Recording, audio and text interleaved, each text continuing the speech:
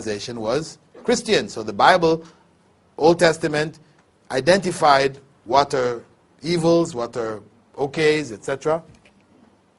So now when we take away the Bible, how do we determine what's good and what's wrong? Evil. Democracy.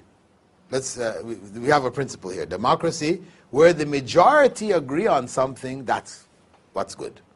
If the majority don't agree, they feel otherwise, then that's what's bad. That's our principle.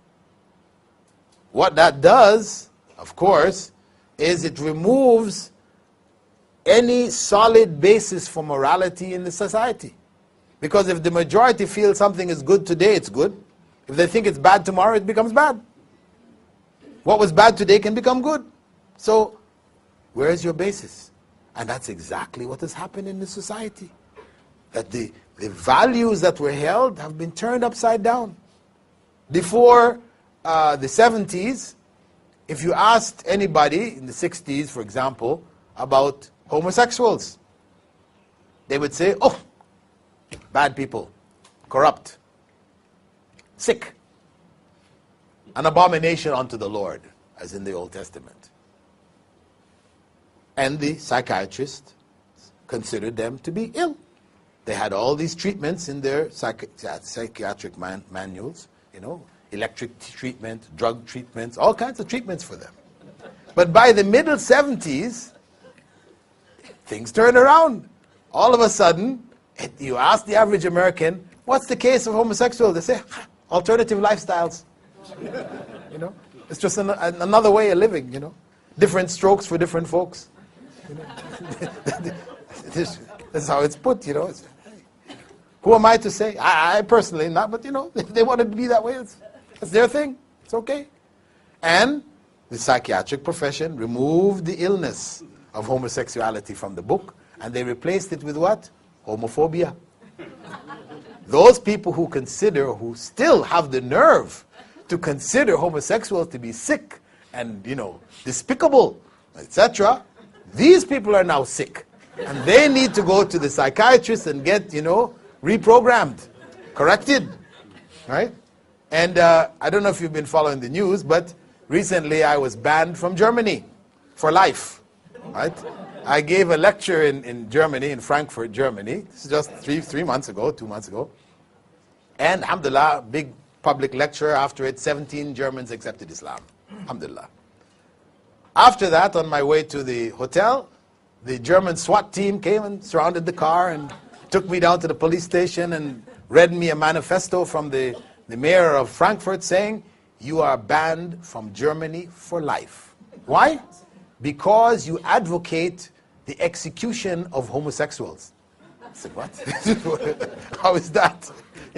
Islamic law says that, if you're caught in the act in an Islamic state, you will be executed. If you've been seen by 4 witnesses, etc., execution, that's the law. They say, but homosexuals are a respected part of our society whose rights should be protected against anyone who would speak ill of them. And we fear that you, even though, yes, you're saying that you don't call for their execution, that this is Islamic law, but we fear that at some time you may say this to the young people and tell them to go out and kill homosexuals. So therefore we will ban you for life. So, Allahu Akbar.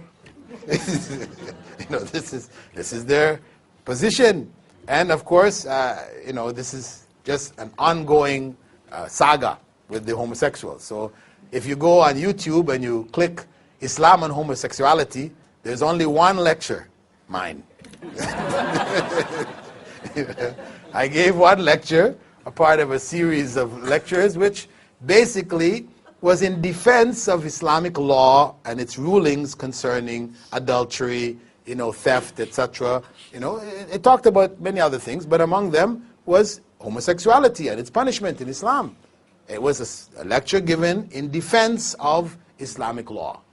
It looked at all of the arguments of the homosexuals. They like to say, it's nature, it's in nature. It's not unnatural like you all are saying.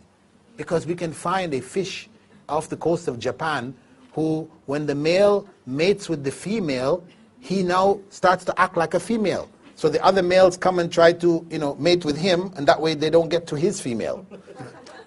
Yeah, there's a fish like that off the coast of Japan. And there's also a butterfly in South America that does the same thing. So he said, it's not unnatural. So I said there that, okay, we also have the black widow spider. The black widow spider, when she finishes mating with her husband or mate, she kills him and eats him. So is that okay now? We say it's natural for wives if they, have that inclination to kill their husbands and eat them.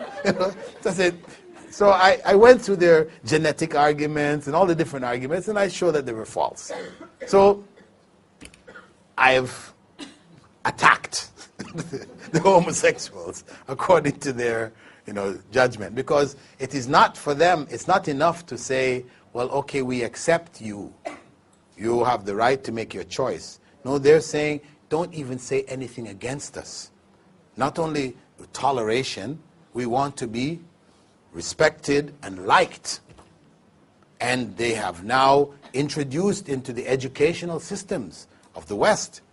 In the States, kids in grade 1 on the East Coast have a book which is called My Two Dads.